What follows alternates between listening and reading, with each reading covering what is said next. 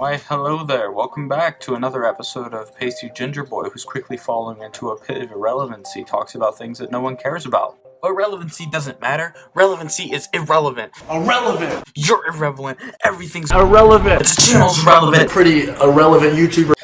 Relevancy is irrelevant when you're a hardworking thug gangster like me. And you know what thug gangsters are listening to? Let me tell you. They're listening to that Hollywood Undead. And I think you have already noticed this, but I think I'm the epitome of...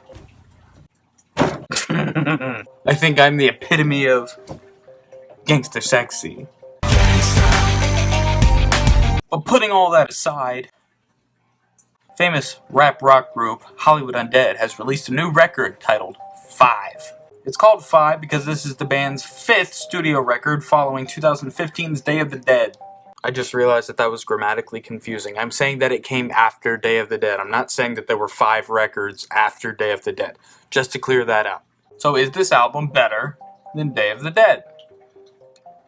The short answer is yes. But also no. But most likely maybe. So I guess it's not really that short of an answer. To put it into simpler terms, if I were to rank Hollywood Undead's albums on my levels of enjoyment, I would rank this higher than Day of the Dead, but for the simple fact that this album is a lot more focused than Day of the Dead was. Day of the Dead was very much an experimental project for the group, where they just tried out a bunch of things to see if it hit. They made this record knowing what fans liked, what they didn't like, and this record is a lot more concise because of that. I suppose how I'm going to lay out this video is essentially I'm going to do pros and cons, and I'll display them right here for a brief moment. And I'll just go into each one accordingly and say my thoughts about it, and that'll just kind of be what this video is. Great. I'll start off the discussion with all the things I like about the album, starting with the very first track of it.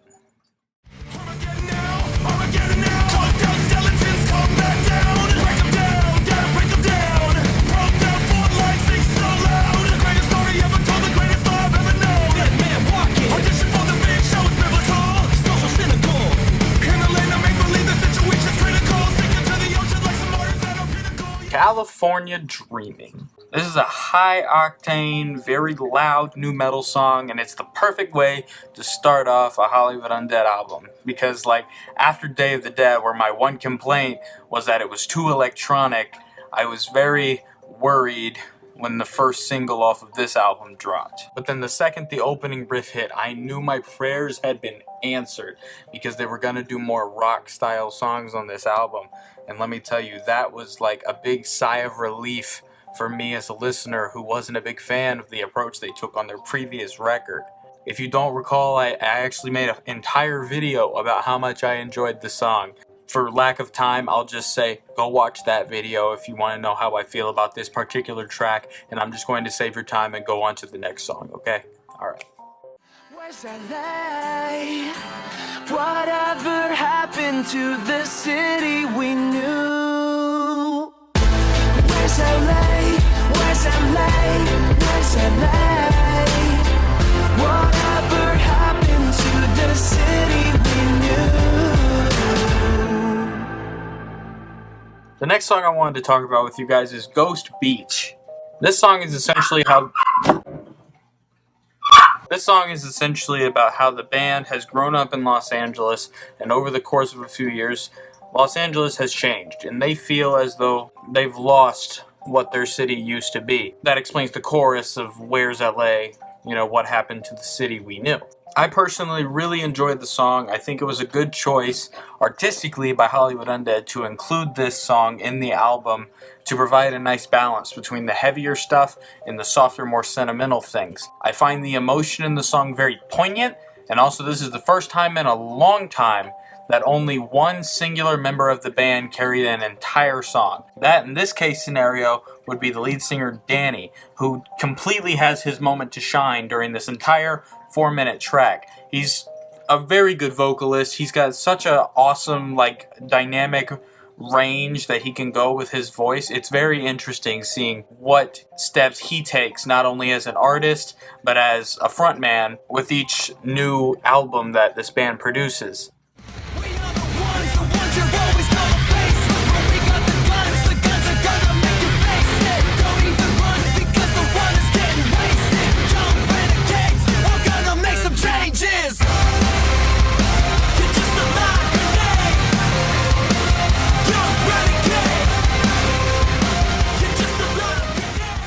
The next song on my list that I wanted to talk about was Renegade. Just the insanely fast pace and furiosity of the guitars, on top of the very energetic vocals by both members J-Dog and Johnny Three Tears, who did a fantastic job, by the way, just makes for a really awesome, high-octane track that just makes your blood, like, boil. It just makes you want to groove, you know? When that chorus drops, and trust me, it drops, you just want to sit there and just, like, bang your head and just enjoy it. I love when they can make you have that feeling. This is the first single that they released. Even though I think California Dreaming is very awesome, very good, this is the first single that they released in a very long time where it just made me want to just thrash around and just get into it. For that, this is definitely a highlight on the album. That being said, let's go to the next song.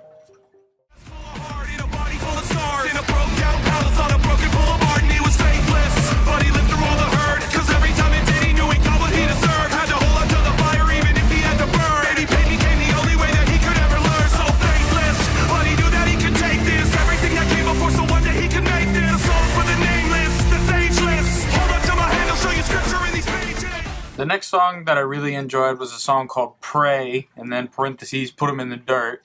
Like I said previously, when I said that Danny had a song where he could just let it rip, you know, ow, this is definitely Johnny's area to shine. It's very pleasing to see Johnny own every second of a song, considering that one of my gripes with their last album, Day of the Dead, is that Johnny seemed to really phone it in on that album. He didn't like innovate or do anything lyrically. He just kind of recycled all of his good lyrics from their previous record, which was much better.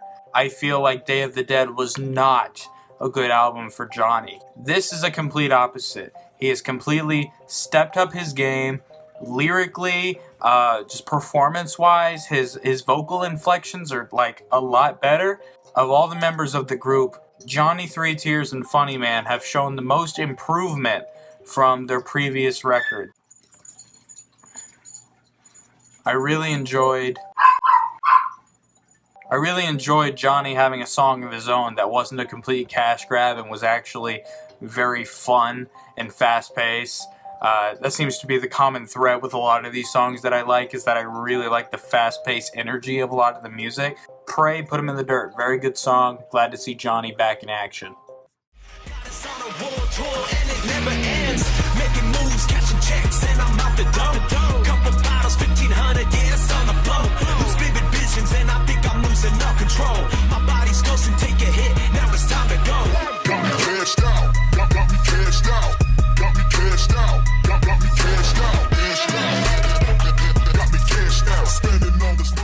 Topping off my pros, what I do like about the album is a song called Cashed Out, which, like I previously stated, Funny Man definitely didn't have a lot of audio time on the previous Hollywood Undead records. So it's really awesome that Funny Man has a solo song and it's actually pretty good.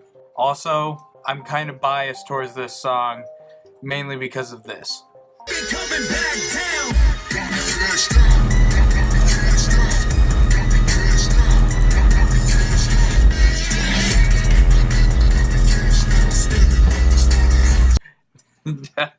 Need I say more, right? Now take note that just because I didn't mention some tracks in this section does not mean that I don't like them. Some honorable mentions would be the song Bang Bang. I really like the guitars on that, especially Johnny's part towards the end.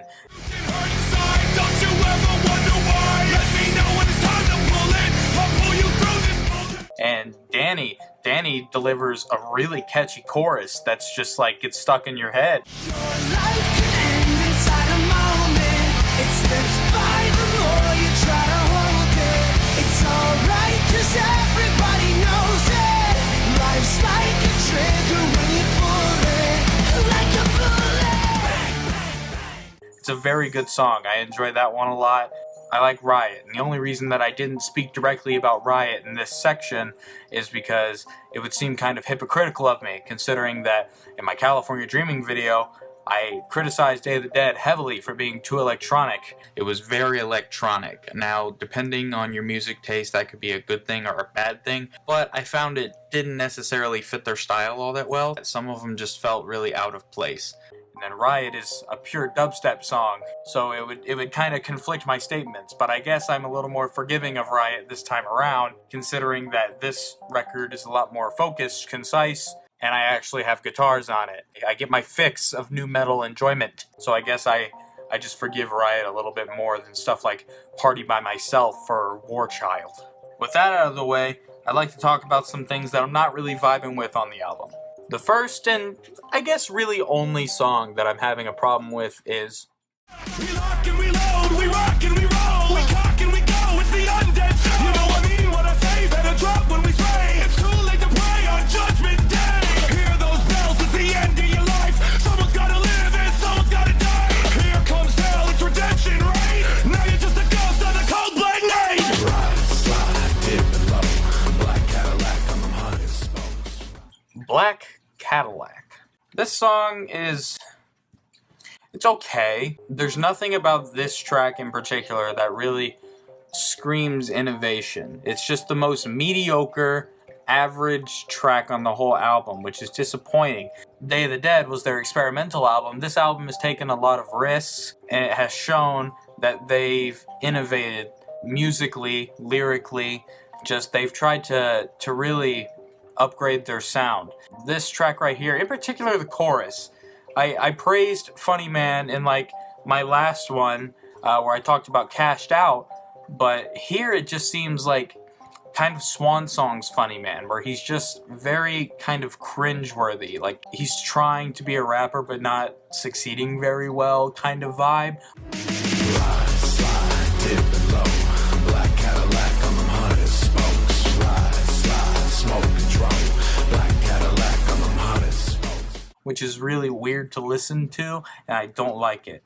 That being said, this is the first time we've gotten a guest artist on a Hollywood Undead song in a very long time. We can welcome Be Real to the album 5. Send my automatic words you heard, spray the masses. Gas is lit quick, spark on the matchstick. The class is classic, lyrical backflips. If I were to say anything positive about this song, it's that the guest artist fits in with the music. Also, I like the instrumental, but it's just the most average song on the album, which is disappointing to say the least. Another one that I'm not really vibing with, I won't do a full section on it, but it's Whatever It Takes. It suffers from the same thing as Black Cadillac, just very repetitive, very average. Lyricism is kind of Johnny's verse is mediocre, and they use the word shook unironically. While all these haters get shook, so put your Like, who still says shook anymore? Hollywood Undead's 5 is a pretty good record. I like most of the songs on it. I really only have minute problems, which is more than I can say for their last effort, Day of the Dead. I tallied it up, and I like 11 songs, and I kind of like Whatever It Takes. It's just very mediocre to me. So that averages out to 11.5 out of 14. I divided that, and it came out to be 82. So for the sake of rounding, I'm going to give Hollywood Undead's 5 an 8 out of 10. Thank you for watching Studio Ginger, and I'll see you next time. Bye.